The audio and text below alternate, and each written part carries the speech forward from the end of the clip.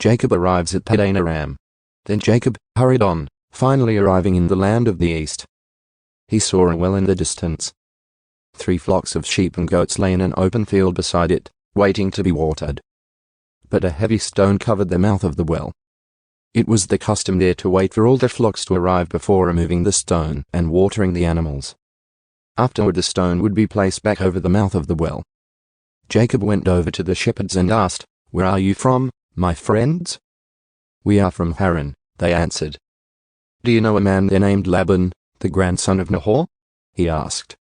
"Yes, we do," they replied. "Is he doing well?" Jacob asked. "Yes, he's well," they answered. "Look, here comes his daughter Rachel with the flock now." Jacob said, "Look, it's still broad daylight, too early to round up the animals. Why don't you water the sheep and goats so they can get back out to pasture?" "We can't water the animals until all the flocks have arrived," they replied. Then the shepherds moved the stone from the mouth of the well, and we water all the sheep and goats. Jacob was still talking with them when Rachel arrived with her father's flock, for she was a shepherd. And because Rachel was his cousin, the daughter of Laban, his mother's brother, and because the sheep and goats belonged to his uncle Laban, Jacob went over to the well and moved the stone from its mouth and watered his uncle's flock. Then Jacob kissed Rachel, and he wept aloud. He explained to Rachel that he was her cousin on her father's side, the son of her aunt Rebekah. So Rachel quickly ran and told her father, Laban. As soon as Laban heard that his nephew Jacob had arrived, he ran out to meet him. He embraced and kissed him and brought him home. When Jacob had told him his story, Laban exclaimed, "You really are my own flesh and blood." Jacob marries Leah and Rachel.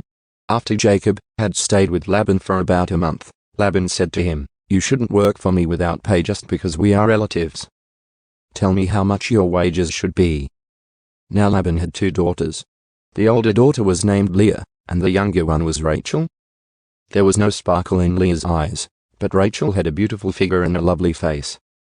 Since Jacob was in love with Rachel, he told her father, "I'll work for you for 7 years if you'll give me Rachel, your younger daughter, as my wife." "Agreed," Laban replied. "I'd rather give her to you than to anyone else. Stay and work with me."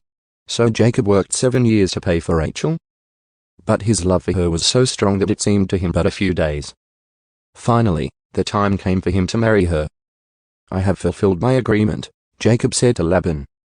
"Now give me my wife so I can sleep with her." So Laban invited everyone in the neighborhood and prepared a wedding feast. But that night, when it was dark, Laban took Leah to Jacob, and he slept with her. Laban had given Leah a servant, Zilpah, to be her maid. But when Jacob woke up in the morning, it was Leah. "What have you done to me?" Jacob raged at Laban. "I worked 7 years for Rachel. Why have you tricked me?" "It's not our custom here to marry off a younger daughter ahead of the firstborn," Laban replied. "But wait until the bridal week is over.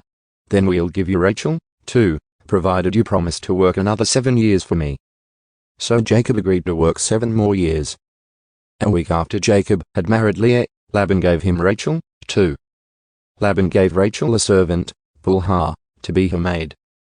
So Jacob slept with Rachel, too, and he loved her much more than Leah. He then stayed and worked for Laban the additional 7 years. Jacob's many children. When the Lord saw that Leah was unloved, he enabled her to have children, but Rachel could not conceive. So Leah became pregnant and gave birth to a son. She named him Reuben, for she said, "The Lord has noticed my misery, and now my husband will love me." She soon became pregnant again and gave birth to another son. She named him Simeon, for she said, "The Lord heard that I was unloved and has given me another son." Then she became pregnant a 3rd time and gave birth to another son. He was named Levi, for she said, "Surely this time my husband will feel affection for me, since I have given him 3 sons." Once again Leah became pregnant and gave birth to another son. She named him Judah, for she said, "Now I will praise the Lord." And then she stopped having children.